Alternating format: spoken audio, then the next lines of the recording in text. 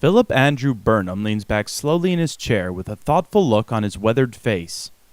Kind of like a drum, about 2 inches maybe around. They were hollow, just like a tube, and the wax was around the outside of those, and it would turn there. Phil was describing Edison's wax cylinder phonograph, which was, when he was born in 1916, the major medium for playing consumer music. Moonlight on the River Colorado was one of his favorites, and he can still sing along. Moonlight on that silver Colorado, how I wish that UVU professor Mike Wisland has been studying the cylinders for years and has an extensive collection. He describes a brief history of Edison's invention.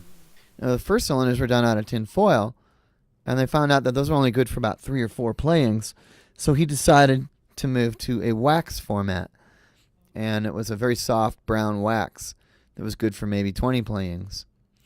Then he modified it, and he did a very hard black wax, which lasted for probably 50 or 60 playings.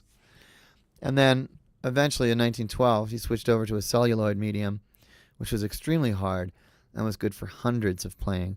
And from 1912 to 1929, that's how he released cylinders until he got out of the business completely. In the small Colorado town where Phil grew up, phonographs were not something everyone had. I asked him where he saw and heard them most often, and he had a very interesting answer. Well, about the only thing where had a phonograph much was in school, learning to do penmanship. They'd play on the phonograph a waltz tune, and la la la la la la la la, and so you'd keep time with that, moving your hand up and down in the lines so you get the lines just as even as you could and spaced just right, so it would be very artistic, but you'd get a rhythm, and we was taught to write with the rhythm. Excited about the chance to remember his youth, Phil sang me his favorite song of the time, Darling Nellie Gray.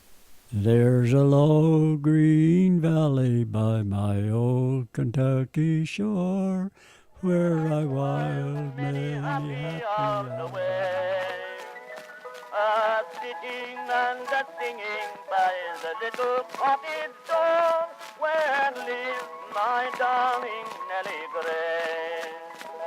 Oh, my poor Nellie Gray, they have taken you away, and I'll never see my darling anymore. This is Brendan Larkin for KPCW, your Park City Connection. And I'm weeping all the day, for you've gone Farewell to this old Kentucky shore.